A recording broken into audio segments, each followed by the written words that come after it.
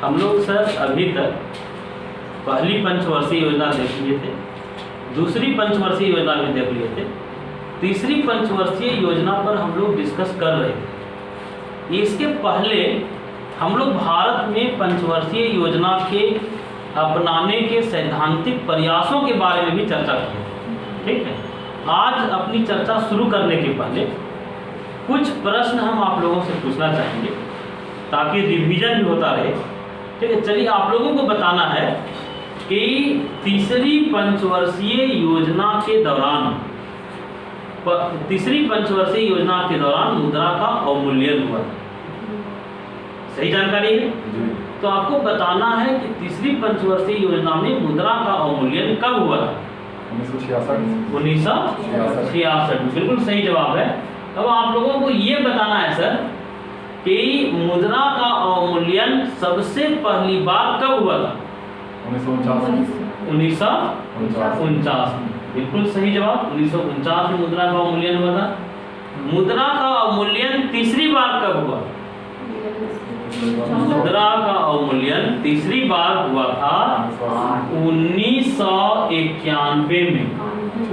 Clear? मुद्रा का अवमूल्यन तीसरी बार कब हुआ था? 1991। क्लियर?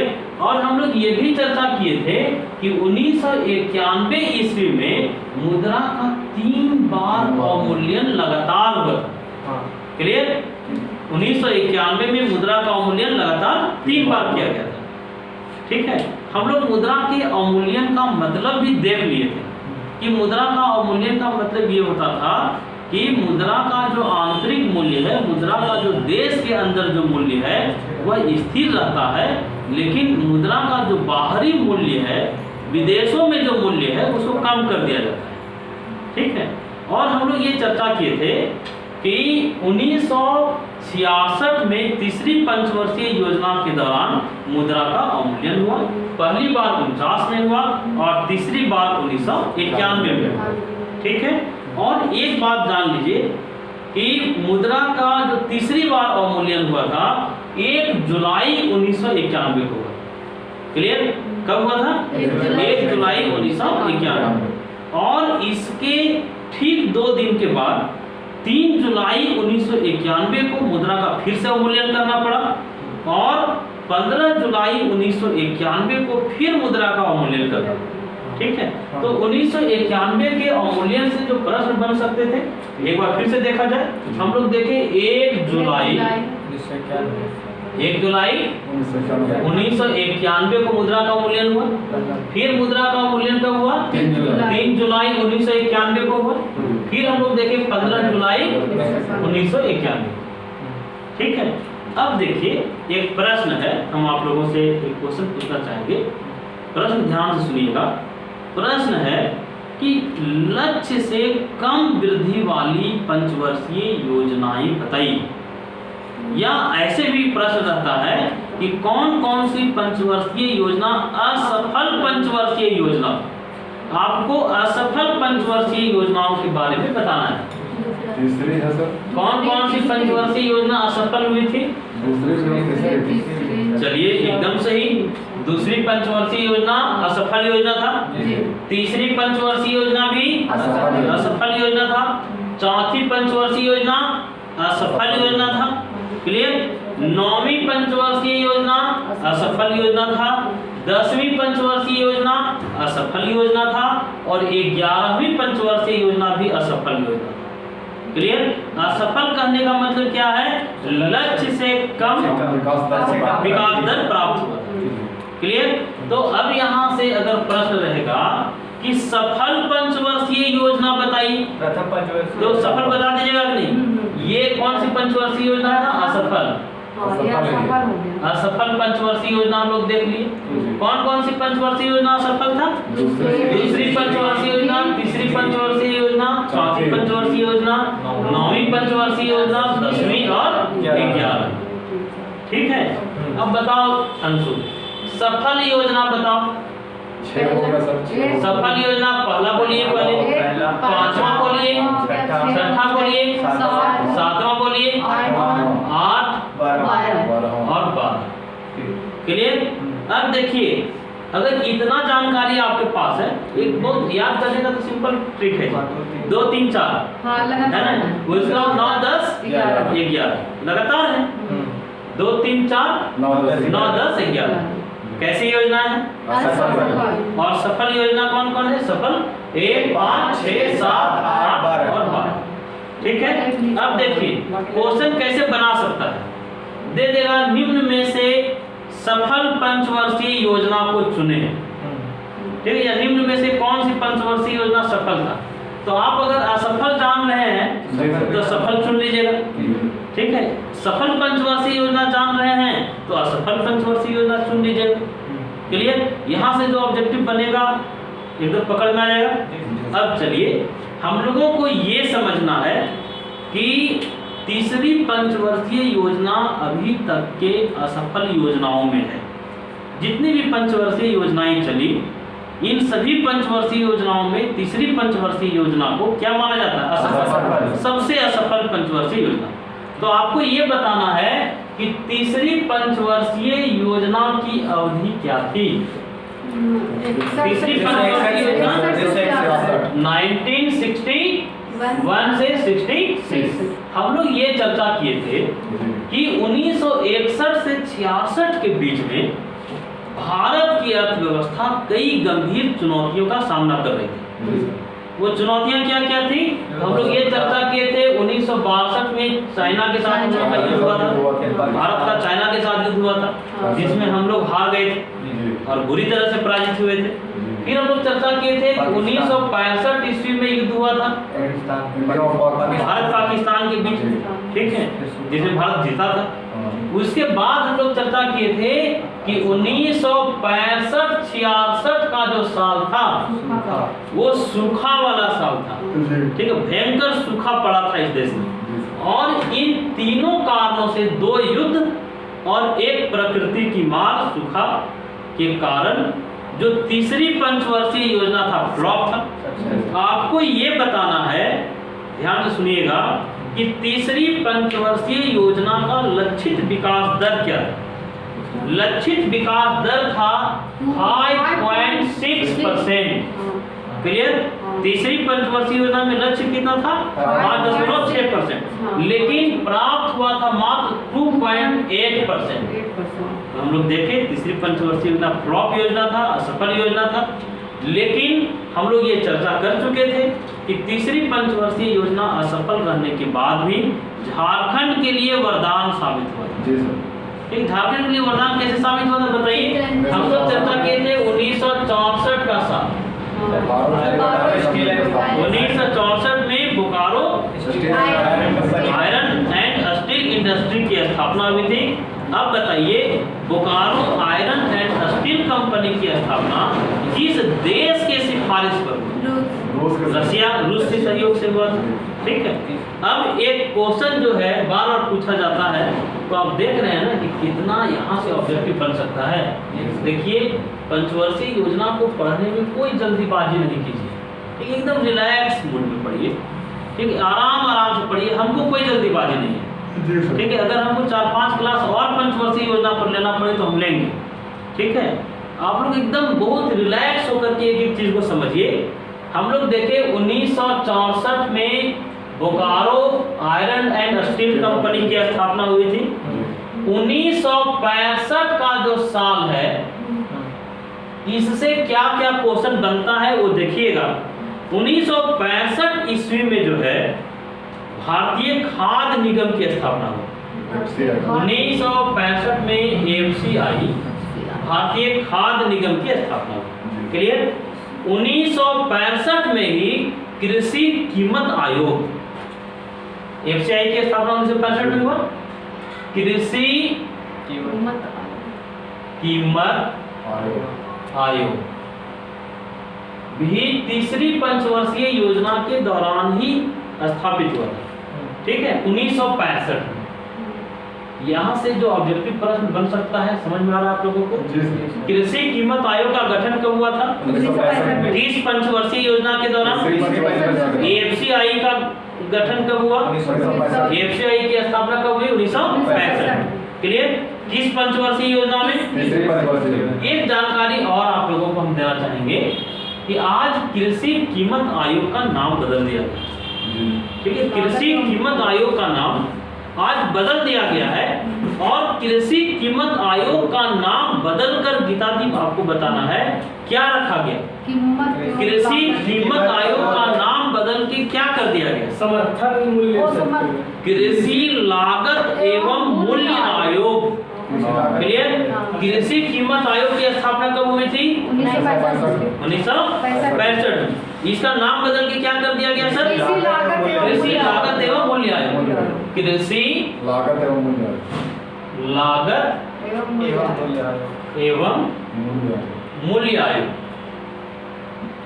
यहाँ से एक क्वेश्चन और बनता है, कृषि लागत एवं मूल्य आयोग इसका नाम कब किया गया? देख रहे हैं बहुत सारा प्रश्न। इंडियन इकोनॉमिक्स बहुत सरल नहीं है।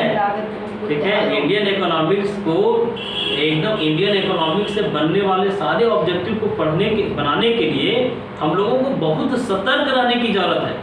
बहुत सतर्क रहेंगे, बहुत सतर्कता से, बहुत बारीकी से अगर एक एक बिंदु को देखेंगे तो आपका पकड़ में आएगा। जैसे मान लीजिए आप याद कर लिए सर कि कृषि कीमत आयोग का गठन 1965 में हुआ।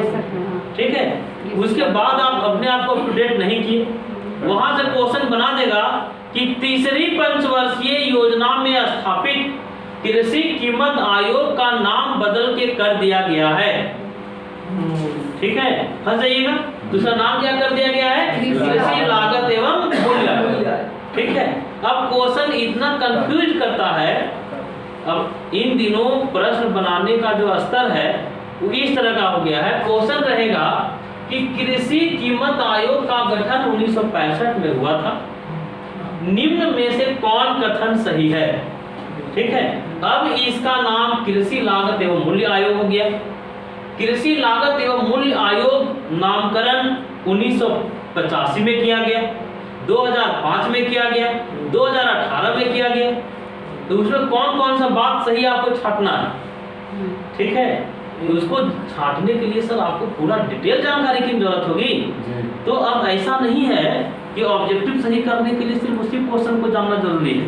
उस क्वेश्चन की विस्तृत जानकारी अगर आपके पास रहेगा तब आप ऑब्जेक्टिव सही कर पाएंगे। ठीक है, तो हम लोग यहाँ चर्चा किए कि कृषि कीमत आयोग की स्थापना 1965 में हुआ था। आज इसका नाम क्या हो गया?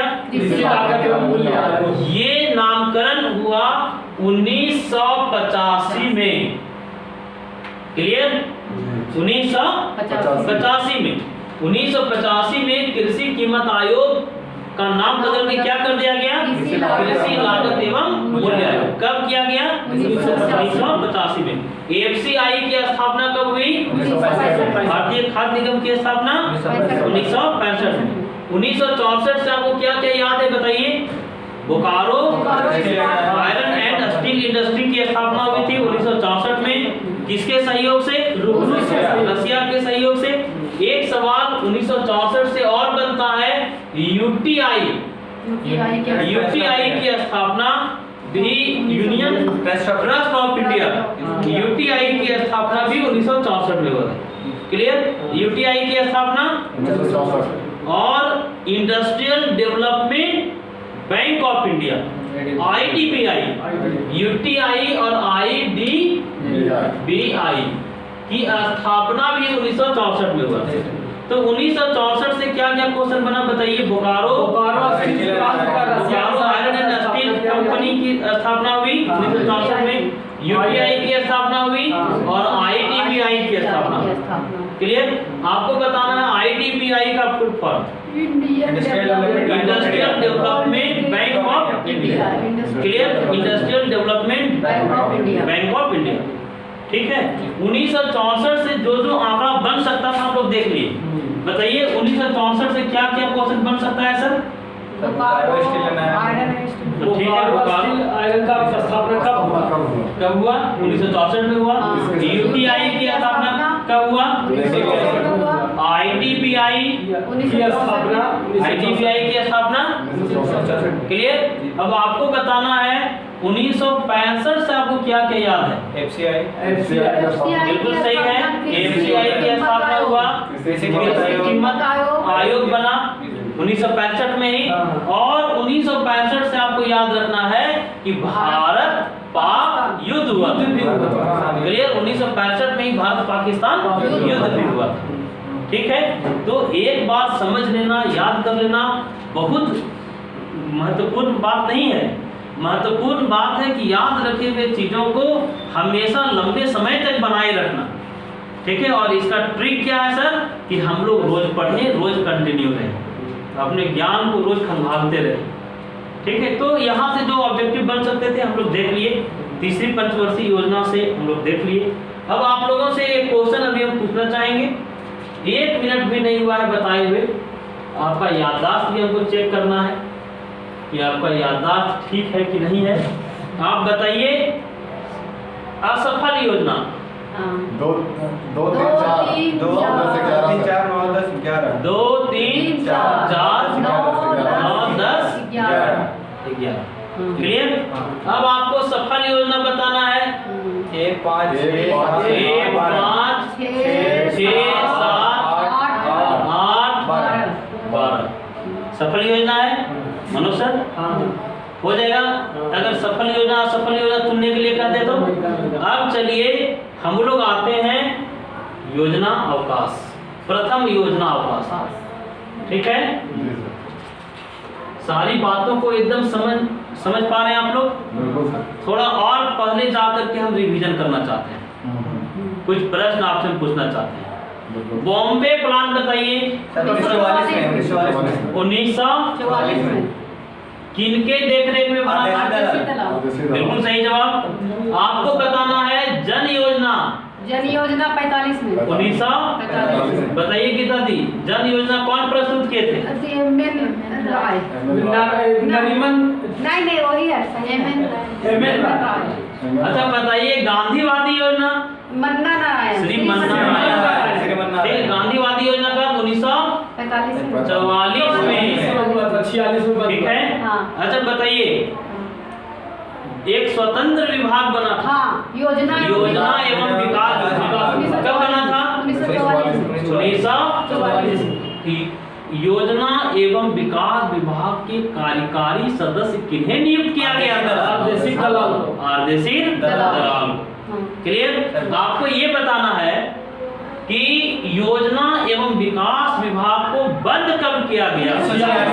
1946 में। बिल्कुल सही जवाब। आप लोगों से एक क्वेश्चन हम और पूछना चाहते हैं, पूछे ना? बताइए, फीसर के किताब का नाम क्या था? The purchasing power of money. Purchasing power of money. Purchasing power of money कब पब्लिश हुआ था? 1935 में। गलत जवाब, 1911 में। 1911 में। परचेजिंग पावर ऑफ मनी कब पब्लिश हुआ था? 1911 विश्वसरैया की किताब कब पब्लिश हुई थी? 1936 में। 1934 में। विश्वसरैया की किताब कब पब्लिश हुआ था? 1934 में। क्लियर। विश्वसरैया की किताब का नाम बताइए। विश्वसरैया कहाँ के दीवान थे? मैसूर राज के दीवान, इंजीनियर भी थे पेशे से। ठीक है, सब बताइए।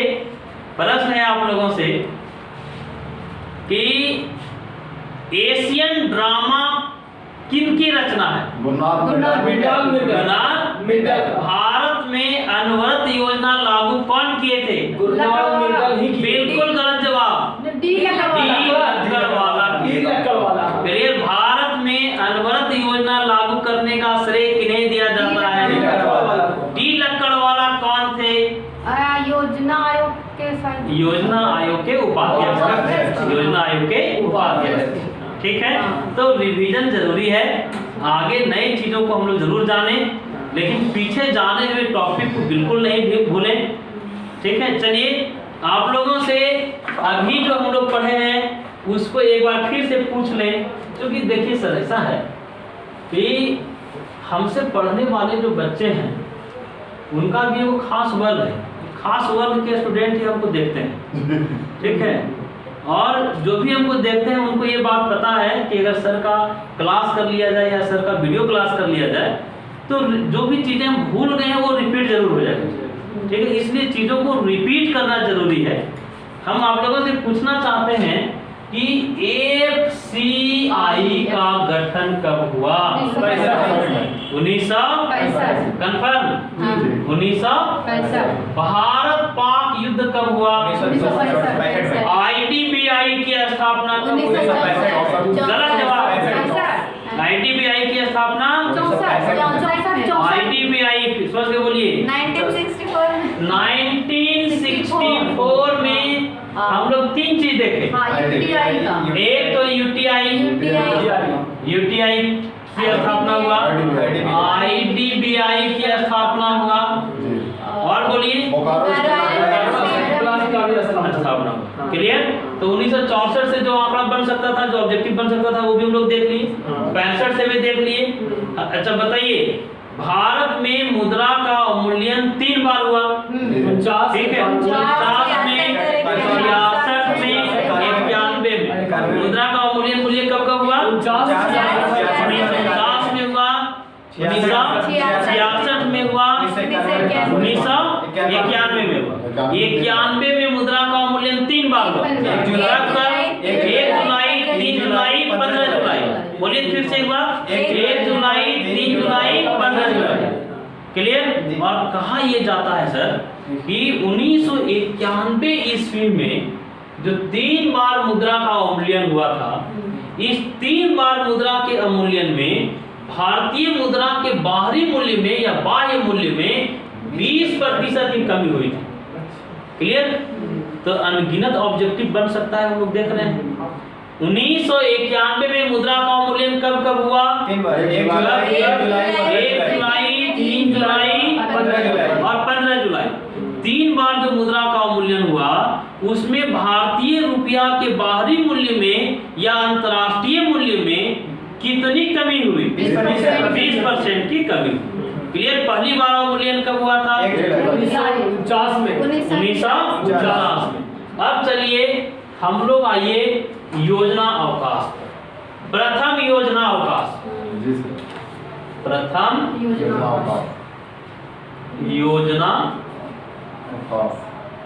अवकाश। उज्ज्वल 1966 से 1969 ऑब्जेक्टिव पूरा समझ में आ रहा है? नहीं, हम लोग देखिए कुछ देर पहले भी चर्चा किए थे कि जेपीएससी पीटी में भी और जेपीएससी मेंस में भी ऑब्जेक्टिव प्रश्नों का महत्व है, क्योंकि जेपीएससी पीटी तो पूरा ऑब्जेक्टिव ही रहता है। और मेंस पर भी हम लोग चर्चा किए कि इकोनॉमिक जो 200 नंबर का रहता है उसमें 40 नंबर के सर ऑब्जेक्टिव प्रश्न ही रहते हैं, ठीक है। और ये ऑब्जेक्टिव प्रश्न आपके स्कोर को बढ़ाने में बहुत मदद करेगा, क्योंकि ऑब्जेक्टिव अगर आपने सही कर दिया है तो उसमें टीचर तो गलत नहीं कर सकता है, ठीक है। इसलिए ऑब्जेक्टिव क्वेश्चन को सही करने मतलब ऑब्जेक्टिव सही करने का मतलब है कि आपका स्कोर बढ़ जाएगा, ठीक है। तो चलिए प्रथम योजना अवकाश के बारे में बताइए कि प्रथम योजना अवकाश कब से कब? 66 से 69। हम लोग पहले भी चर्चा किए हैं और डिटेल चर्चा किए हैं, लेकिन दोहरा लेना जरूरी है। हम लोग प्रथम योजना अवकाश के बारे में ये चर्चा किए थे कि देश में वित्तीय संकट उत्पन्न हो गया था, और देश में जो वित्तीय संकट उत्पन्न हुआ था उसके 3 कारण हम लोग देखे थे। पहला कारण 1962 का चाइना युद्ध, भारत चाइना युद्ध, 1965 का भारत पाक युद्ध और 1965-66 का आकाश, ठीक है। ये 3 कारण देश में वित्तीय संकट के लिए जिम्मेवार थे। क्लियर? अकाल कब आया था जी? 65-66 में सूखा पड़ा था, ठीक। देखिए एकदम कोशिश होती है सर कि कोई भी आंकड़ा हम गलत ना बताएं। हम पूरी प्लानिंग करते हैं, क्लास में आने के पहले समझिए हम पूरा होमवर्क करके आते हैं। इसका कारण है सर, इसका कारण ये है कि हम देखे हैं कि एक क्वेश्चन गलत बनाने के कारण बहुत सारे लोग जीवन भर बेरोजगार रह जाते हैं।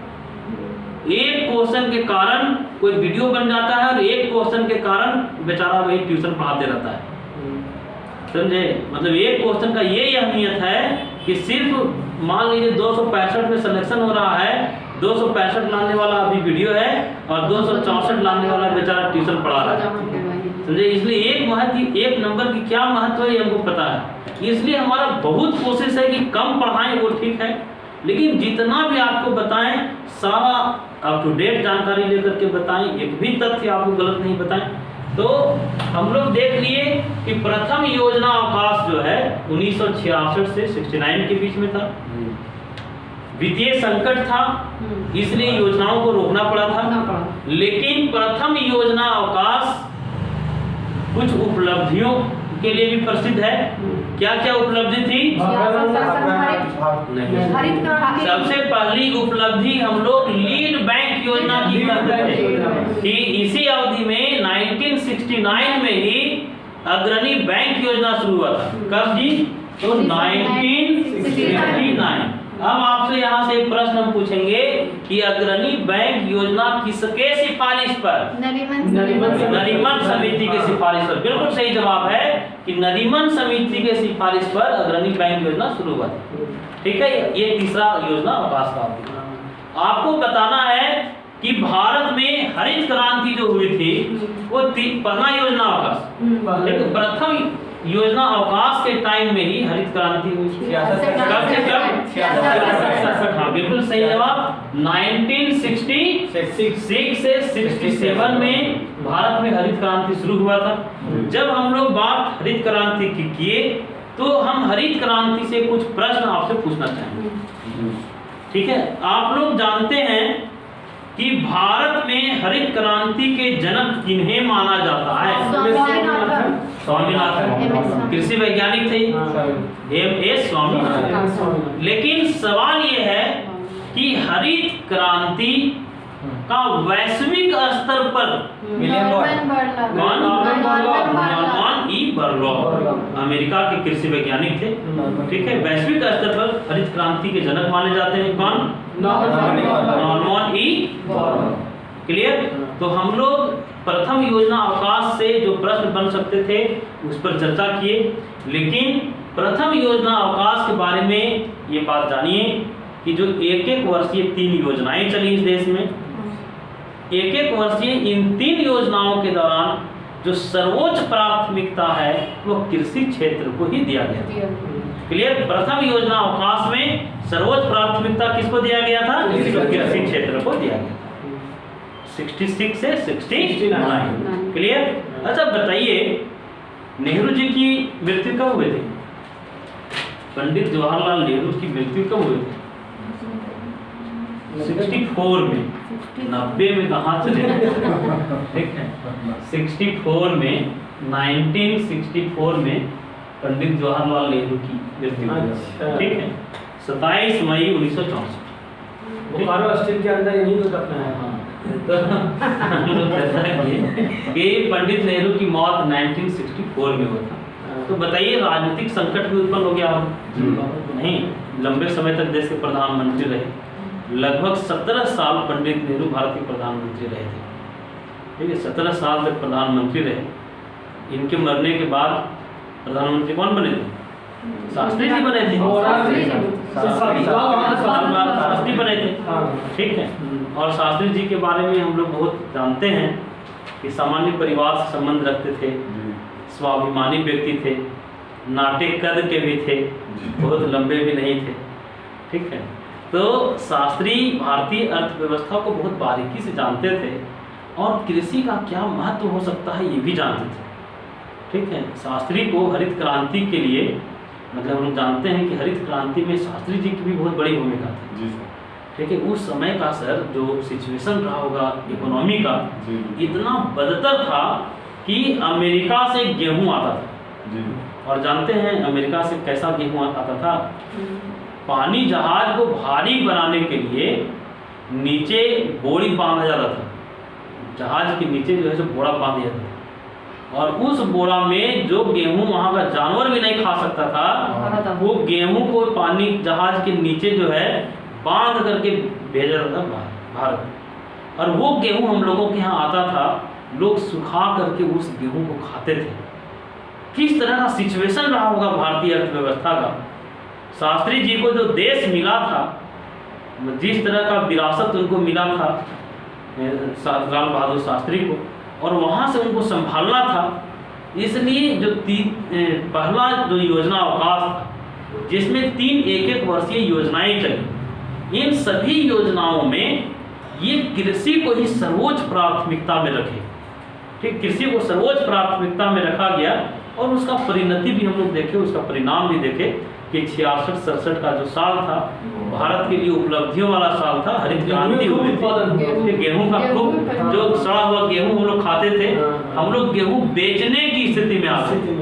ठीक है, तो चलिए अब हम लोग थोड़ा आते हैं आज अपने चौथी पंचवर्षीय योजना की चर्चा। ठीक है, चौथी पंचवर्षीय योजना बहुत ध्यान से आप लोगों को समझना है, बहुत सारे ऑब्जेक्टिव प्रश्नों को ये भी समेटे हुए है। ठीक है, चौथी पंचवर्षीय योजना की अवधि आपको बताना है 1969 से 74, यही है ना चौथी पंचवर्षीय योजना की अवधि।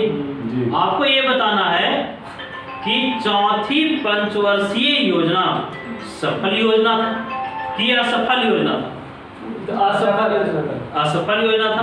हम फिर से आपसे पूछना चाहते हैं कि आप असफल योजनाएं बताइए। 2, 3, 4, 9, 10, 11। असफल योजना बताइए। 2, 3, 4, 9, 10, 11। कैसी योजनाएं हैं? तो चौथी पंचवर्षीय योजना कैसी योजना रही होगी? असफल योजना। ठीक है, चौथी पंचवर्षीय योजना का लक्षित विकास दर कितना था? तो लक्षित विकास दर था, लक्ष्य निर्धारित किया गया था 5.7%। ठीक है, लेकिन प्राप्त विकास दर था 3.4%।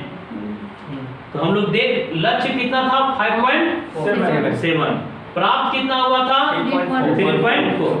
अच्छा, क्या लगता है कि पहली पंचवर्षीय योजना से लेकर 12वीं पंचवर्षीय योजना के बीच में जो लक्षित विकास दर है, जो प्राप्त विकास दर है, सिर्फ इसी का आंकड़ा हमको याद रख लेना है, दिमाग में सेट रख लेना है, क्या कोई साधारण बात है? नहीं सर। तो हम लोग सर हम क्या करते थे, जब अपनी तैयारी कर रहे होते थे तो हमको पंचवर्षीय योजना से रियल में बहुत डर लगता था, क्योंकि पंचवर्षीय योजना से बहुत मेहनत करने के बाद भी गारंटी नहीं था कि हम सही कर पाते कि नहीं कर पाते। ठीक है, तो हम जहाँ सोते थे वहाँ एकदम 2-3 चीजें लिखी हुई होती थी। एक तरफ पंचवर्षीय योजना की अवधि, उसके बगल में किस मॉडल पर आधारित है, उसका लक्ष्य क्या था और प्राप्त कितना हुआ था। इतनी चीजें हम सालों भर देखते रहे। जब हमको खुद अपना एग्जाम देना था तो हम 1 साल सो के उठते थे, सोने जाते थे, तो ये जरूर देखा करते थे और बार बार देखते कम से कम एग्जाम देने तक तो अप टू डेट थे सर। समझे, एग्जाम में क्वेश्चन आए चाहे नहीं आए वो अलग मुद्दा है, लेकिन उसको एकदम अप टू डेट हो गए थे कि लक्ष्य कितना था, प्राप्त कितना हुआ था।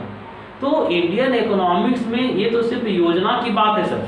इंडियन इकोनॉमिक्स का कोई भी टॉपिक हम लोग शुरू करेंगे ना तो पूरा डेटा बेस्ड है, पूरा आंकड़ों का भरमार है। ठीक है, और इन आंकड़ों के भरमार में से कहाँ से क्वेश्चन रहेगा। क्वेश्चन पीजीटी में पूछ दिया कि 2018 में गेहूं का समर्थन कीमत था। अब बताइए क्वेश्चन का लेवल क्या है। आप गेहूं याद कर लिए, पूछ दिया 2019 में मक्का का समर्थन कीमत था।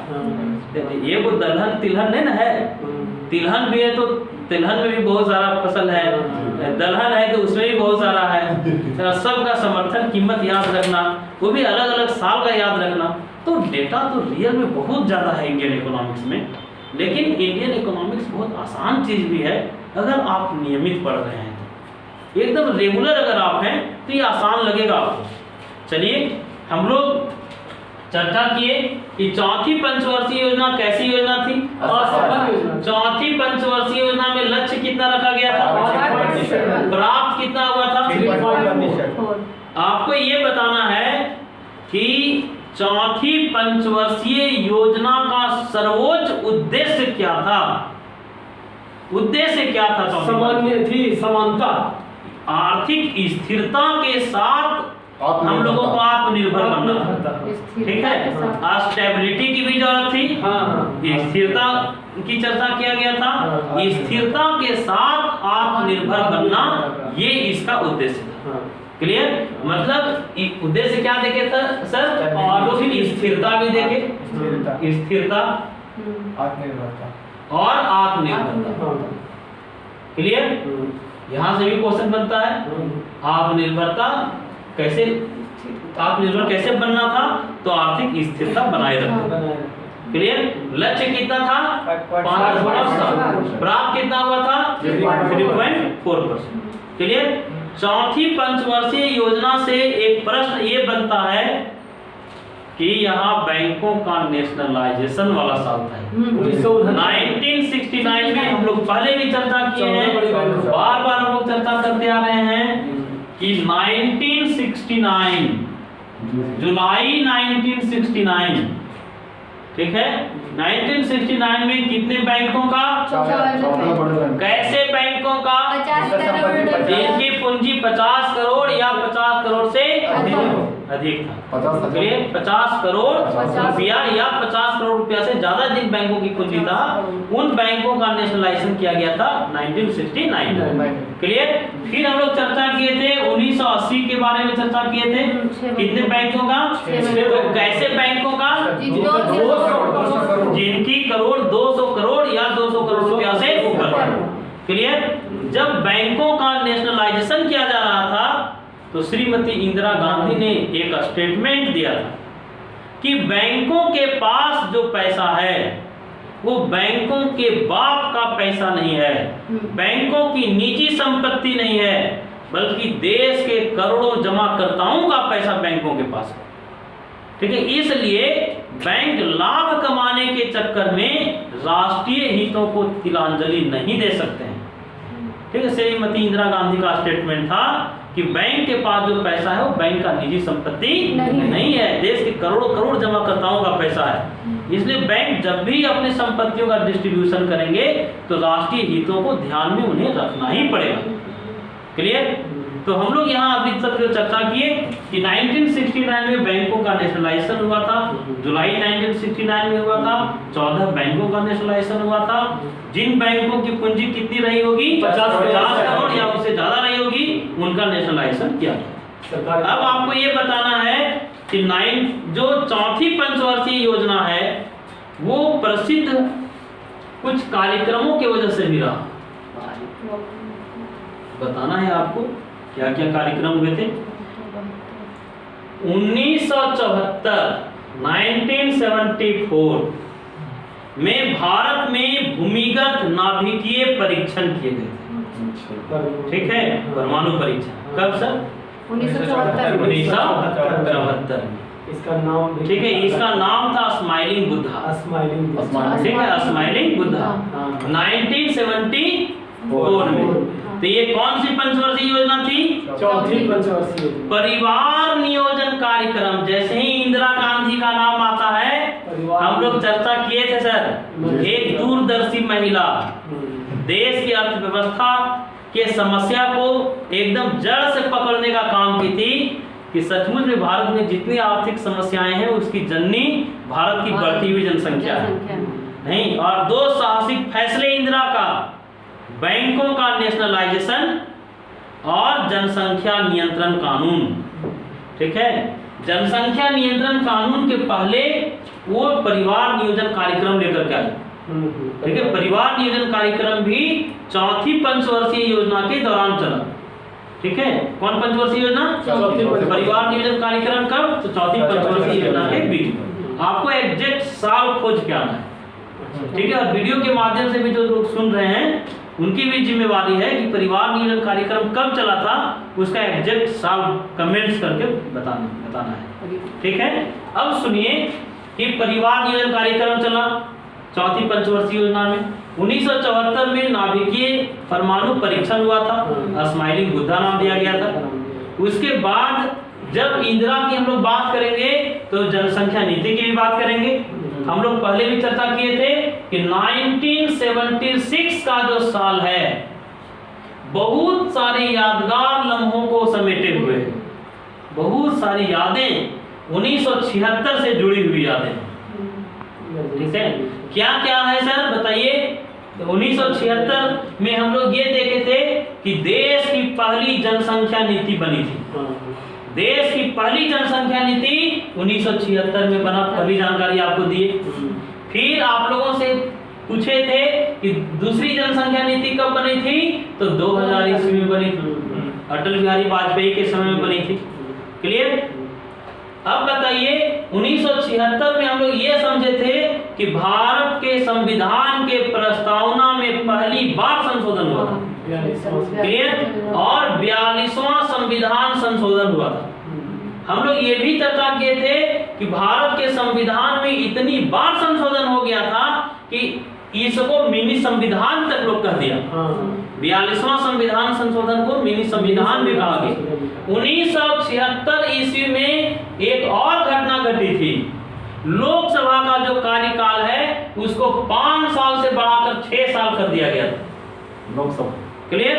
लोकसभा का कार्यकाल 5 साल से बढ़ाकर के 6 साल कर दिया गया। लेकिन जब 44वां संविधान संशोधन हुआ तो 44वां संविधान संशोधन से इसको पुनः 5 साल कर दिया गया। 44। क्लियर। अब जब हम लोग 1976 के साल की बात कर ही दिए हैं तो हम लोगों को एक बात और करना होगा कि 1976 ईस्वी में शिक्षा को समवर्ती सूची में मिलाया गया था। ठीक है। यहाँ से भी ऑब्जेक्टिव बनेगा, शिक्षा किस सूची में है, समवर्ती सूची में। पहले किस सूची में था, तो राज्य सूची में था। क्लियर। शिक्षा को समवर्ती सूची में स्थान कब दिया गया, किस संविधान संशोधन, 42वां संविधान संशोधन कब हुआ था, 1976। पहली जनसंख्या नीति कब बनी थी, 1976। परिवार नियोजन कार्यक्रम किस पंचवर्षीय योजना में शुरू हुआ था, चौथी पंचवर्षीय योजना में। नाभिकीय भूमिगत परीक्षण कब हुआ था, एग्जैक्ट साल बताइए, 1974। क्लियर। जैसे देखिए एक बार आप पढ़ लिए, घर में कोई भी काम कर रहे हैं, ठीक है, खाना बना रहे हैं घर में या कुछ भी दूसरा काम में व्यस्त हैं, शारीरिक काम कर रहे हैं, वहाँ थोड़ा सा वीडियो लगा दीजिए तो दिमाग भी आपका एक्टिव हो जाएगा। ठीक है। और देखिए सर बहुत सारी बातें सुन के जितनी याद होती है पढ़ के नहीं होती। पढ़ने से ज़्यादा याद सुनने से होता है। तो जो चीज़ें सुन लिए हैं उसको बार बार सुनते रहिए, बार बार दोहराते रहिए। ठीक है। जब तक कि आप निकाल नहीं लेते हैं हाई स्कूल +2। ठीक है। और जैसे अगर पागल टीचर बनिएगा तो टीचर बनने के बाद भी आप अगर मेरे रास्ते पर चल पड़िएगा तो नौकरी लगने के बाद भी आप एक्टिव रहिएगा। देखिए अपने अंदर के शिक्षक को मरने नहीं देना चाहिए। सही बात। समझे। नौकरी लग जाने के बाद ऐसा थोड़ी है जी कि नहीं पढ़ें, तैयारी नहीं करें। एक अच्छा शिक्षक है जो जीवन भर छात्र है। सही बात है सर। जीवन भर जो छात्र है वही एक अच्छा शिक्षक है। देखिए सर एक लाइन जानिए, हमारे पिताजी हमेशा बोलते थे कि समाज के लिए उपयोगी बन के रहिएगा। समझे। तभी समझिए समाज आपको याद भी करेगा। समझे। आप लोगों के लिए अगर उपयोगी है तब लोग आपको याद करेंगे, उपयोगी नहीं है तो लोग कोई भी आपको याद करने वाला नहीं है। इसलिए अगर उपयोगी बनाए रखना है तो पढ़ना पड़ेगा। तो चलिए हम लोग चौथी पंचवर्षीय योजना से जो जो प्रश्न बन सकते थे हम लोग देखें। एक प्रश्न यहाँ से छूट रहा है, पहले आप बता दीजिए चौथी पंचवर्षीय योजना का लक्ष्य। स्थिरता के साथ उद्देश्य क्या था, स्थिरता के साथ।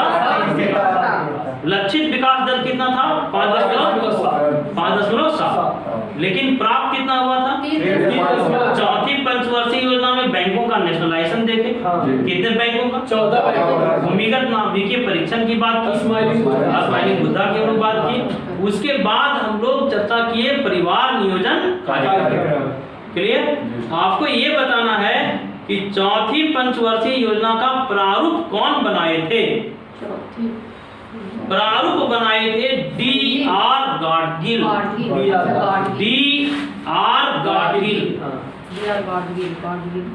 गाडगिल। गाडगिल जो थे ये प्रारूप बनाए थे चौथी पंचवर्षीय। ठीक है, कौन? D R Gadgil. इनका पूरा नाम क्या था सर? धनंजय रामचंद्र गाडगिल। क्या पूरा नाम था? धनंजय रामचंद्र गाडगिल। ये कौन थे? हाँ? योजना आयोग के उपाध्यक्ष रहे। अच्छा, ठीक है, कौन? लकड़वाला कौन थे? वो भी योजना आयोग के उपाध्यक्ष थे। लकड़वाला से आपको क्या याद जुड़ा हुआ है? बोलिए। लकड़वाला से याद हुआ कि भारत में रोटी उपनान लागू किए थे। कौन? लकड़वाला। क्लियर? अब आपको बताना है कि चौथी पंचवर्षीय योजना का प्रारूप कौन बनाए थे? D R Gadgil. D R Gadgil का पूरा नाम? धनंजय रामचंद्र गाडगिल। लंबा नाम था। धनंजय भी थे, ये रामचंद्र भी थे, ये गाडगिल भी थे। ठीक है, धनंजय रामचंद्र गाडगिल ये प्रारूप बनाए थे। लेकिन ये पंचवर्षीय योजना किस मॉडल पर आधारित थी? तो मॉडल सुनिएगा, मॉडल था अशोक रुद्र एल.एस. मान्य मॉडल। बोलिए। अशोक रुद्र और एस.एल. मान्य। एस.एल. मान्य मॉडल और अशोक रुद्र। क्लियर? चौथी पंचवर्षीय योजना से जितना ऑब्जेक्टिव बना हम लोगों को याद हो गया जी? क्या पीछे जाकर के कुछ पूछ सकते हैं? आपको इजाजत है? आपको बताना है एफसीआई का गठन कब हुआ था? 1965 से आपको क्या क्या याद है? भारत पाक युद्ध हुआ था। भारत पाक युद्ध हुआ था, बिल्कुल सही। 1965 में यूटीआई का भी स्थापना हुआ है। नहीं उनका वो तो 64 में हुआ था। 1964 में हुआ था सर। एक और कृषि कीमत आयोग का गठन हुआ था। क्लियर? कृषि कीमत आयोग का वर्तमान नाम आप नहीं बता पाइएगा। कृषि लागत चलिए बता दिए। कृषि लागत एवं मूल्य आयोग का बना था 1985 में। क्लियर? 1985 में। जब 1985 की बात करते हैं, देखिए हर साल के साथ हमारी कुछ यादें जुड़ी हुई है सर। ठीक है, 1985 की बात किए तो 1985 में इग्नू की स्थापना हुई।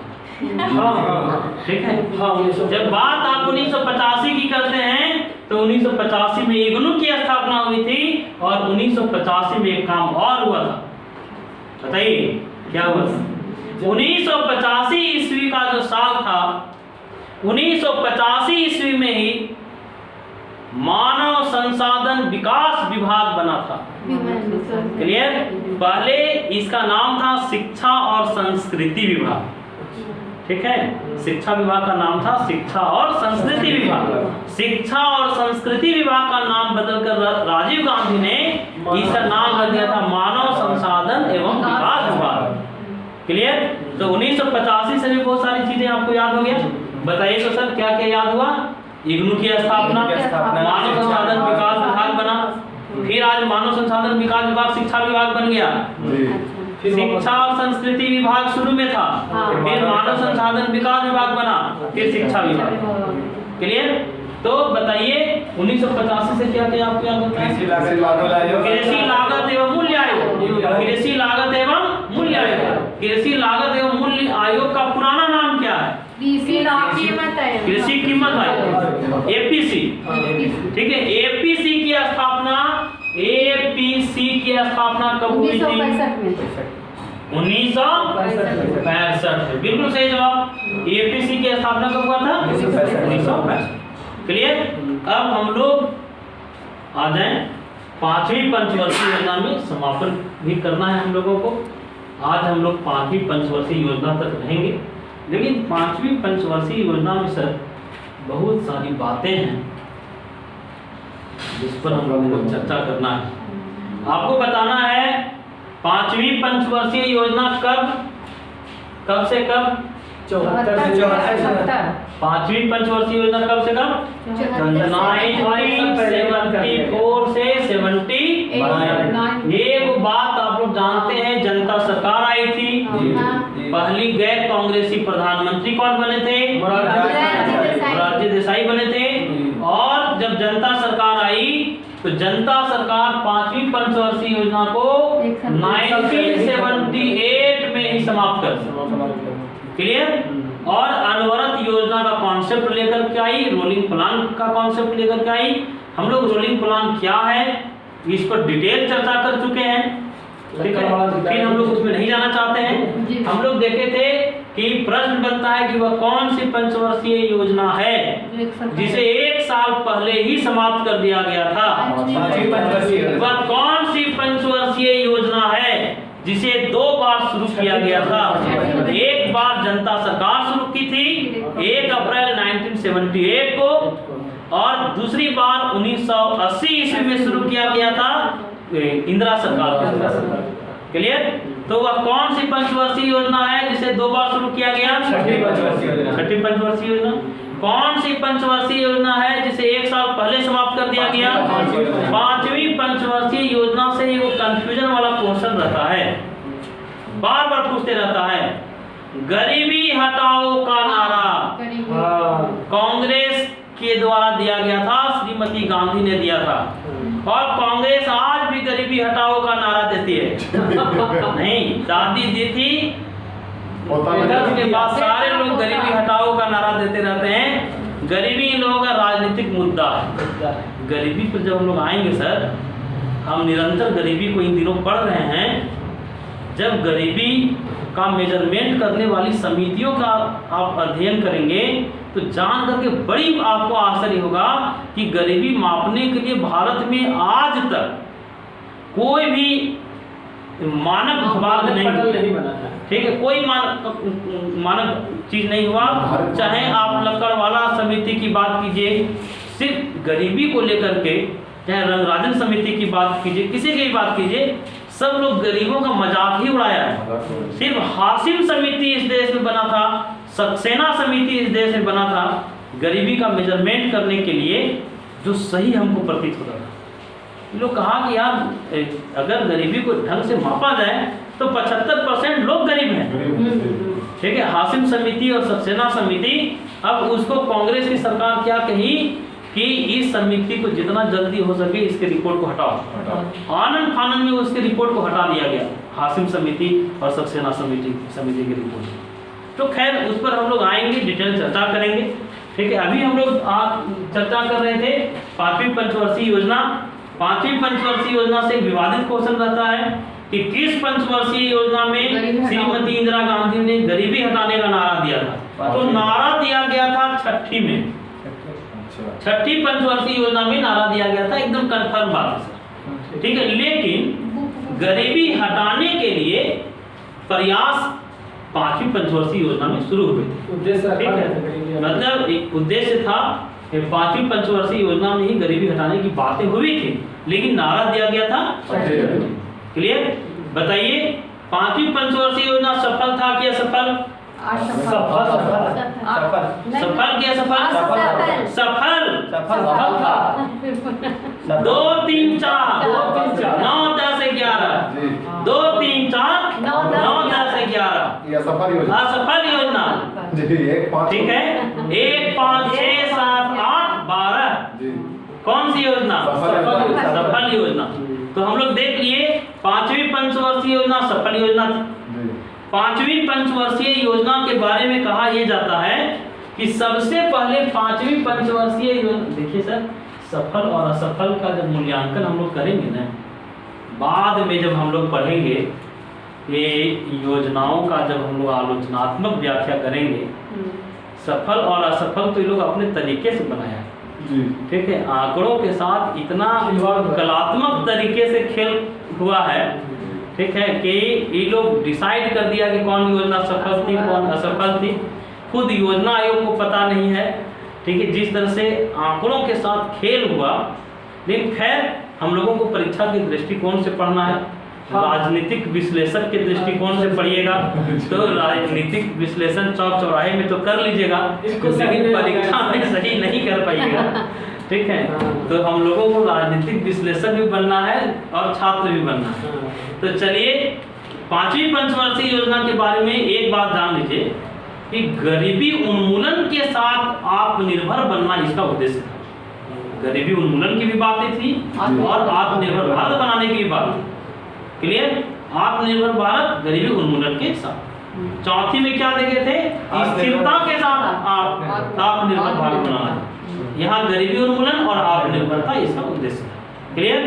शुरू में लक्ष्य निर्धारित हुआ था 5.5%। पांचवी पंचवर्षीय योजना में शुरू में लक्ष्य क्या तय हुआ था? 5.5। लेकिन बाद में इसे संशोधित करके लक्ष्य कर दिया गया था 4.4%। कि पिछले वाला में भी इन लोग 5.7 रखा था, लेकिन पाया 4.4। तो हम लोग यहाँ देख लिए सर कि पांचवी पंचवर्षीय योजना में शुरू में लक्ष्य था कितना? 5.5% प्राप्त करने का।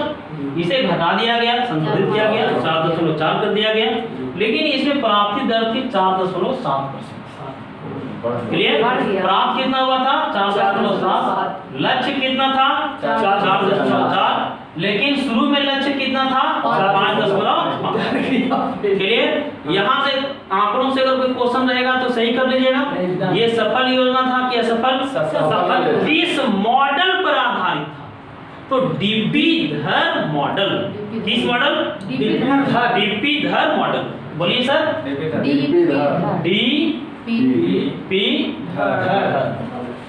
पांचवी योजना किस मॉडल पर आधारित था? डीपी धर। इसे जो ऑब्जेक्टिव रहेगा पकड़ लीजिएगा। किस मॉडल पर? डीपी धर।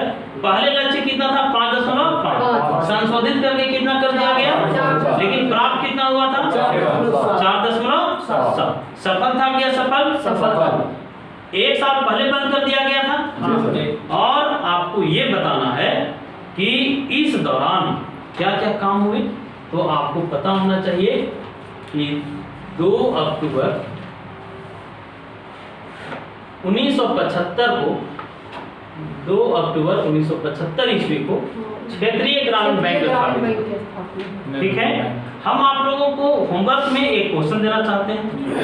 ठीक है? वीडियो सुनने वाले स्टूडेंट को भी क्वेश्चन देना चाहते हैं।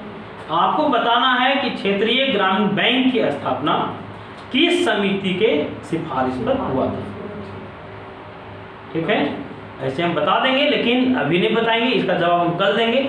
अगर आप खोज के आते हैं, ठीक है, अगर आप बता दीजिएगा तो ठीक है, अगर नहीं बता पाइएगा तो हम बताएंगे। क्षेत्रीय ग्रामीण बैंक की स्थापना कब हुई थी सर? 2 अक्टूबर 1975। क्लियर? क्षेत्रीय ग्रामीण बैंक की जब बात हम लोग कर लिए तो क्षेत्रीय ग्रामीण बैंक से कुछ ऑब्जेक्टिव बनते हैं। उन ऑब्जेक्टिव प्रश्नों को भी हम लोग एक बार देख लें। क्षेत्रीय ग्रामीण बैंक कहाँ कहाँ नहीं है? सब जगह। सिक्किम में नहीं है। अच्छा। और गोवा में नहीं है। सिक्किम, गोवा। ठीक है? सिक्किम और गोवा में क्षेत्रीय ग्रामीण बैंक नहीं है। क्लियर? कहाँ कहाँ नहीं है सर? सिक्किम और गोवा। सिक्किम में नहीं है और गोवा में नहीं। क्लियर? क्लियर है? अब एक बात जानिए, 1987 ईस्वी में, सॉरी 1987 ईस्वी में, 1987 से कोई भी बात बताने के पहले हम आप लोगों को ले जाना चाहते हैं 1985 में। ठीक है? एकदम कॉपी मत देखिए, एकदम हमारे साथ आंख से आंख मिला करके बात कीजिए। 1985 में क्या क्या आपको याद है? मूल्य आयोग। उसके बाद क्या याद है? हो गया। शिक्षा और संस्कृति विभाग का नाम बदला गया था, मानव संसाधन और विकास विभाग हो गया। क्लियर? इसके 10 साल पहले हम आपको ले जाना चाहते हैं 1975 में हम आपको ले जाना चाहते हैं। कुछ बात याद आता है क्या? कुछ नहीं याद आता है? बताइए। 74 कर देते हैं। क्या याद आता है? अरे भूमिगत नाभिकीय परीक्षण। भूमिगत नाभिकीय परीक्षण कब? 74। स्माइलिंग बुद्धा। ठीक है? अच्छा, अब चलिए हम आपको 1976 ले जाना चाहते हैं। यहाँ से आपको कम से कम 5-7 चीजें बताना पड़ेगा। बता भी हम 1987 में आएंगे। सबसे पहले जनसंख्या नीति लाई थी। पहली जनसंख्या नीति बनी थी। 42वां संविधान संशोधन हुआ था। इसको मिनी संविधान भी कहा जाता है। और बोलिए, शिक्षा को शिक्षा को समर्पित सूची में लाया गया था। और बोलिए,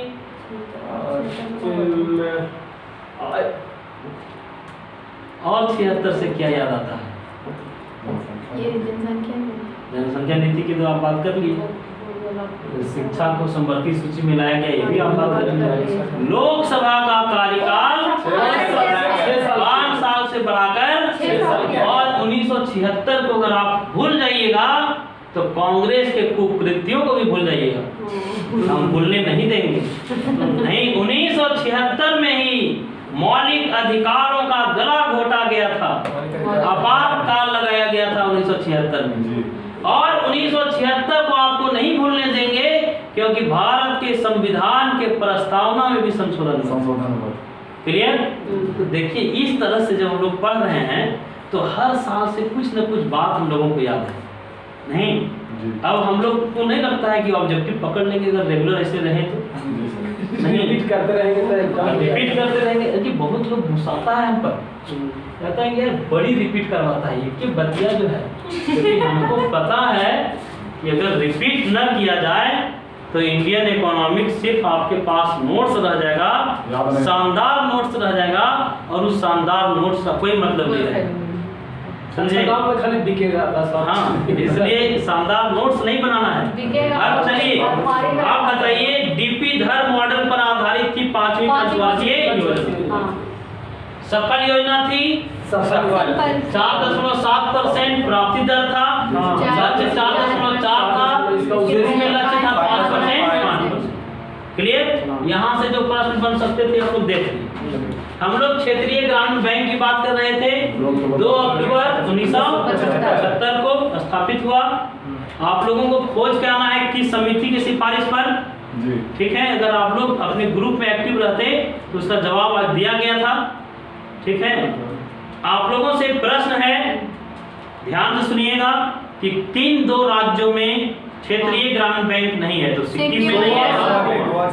हम लोग 1987 की बात कर रहे थे और 1987 बताने के क्रम में हम लोग थोड़ा पीछे वाले साल में घूम के आ गए।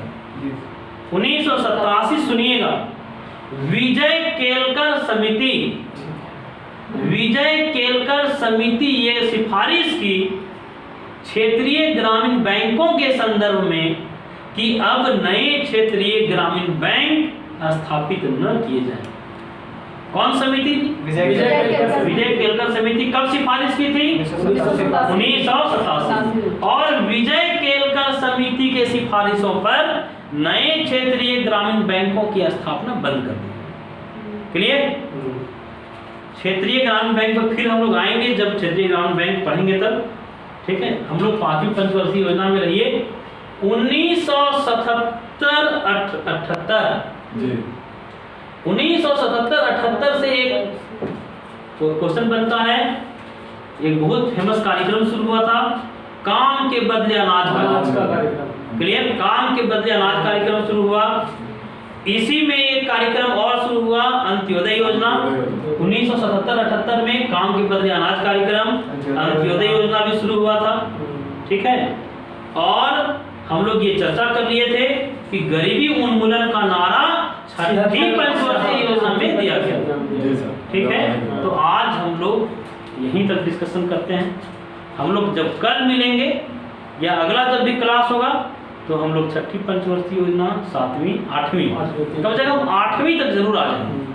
ठीक है, जो जो प्रश्न आप लोगों से पूछे हैं उसका कल आप लोग जवाब ढूंढ के लाइएगा। Thank you sir.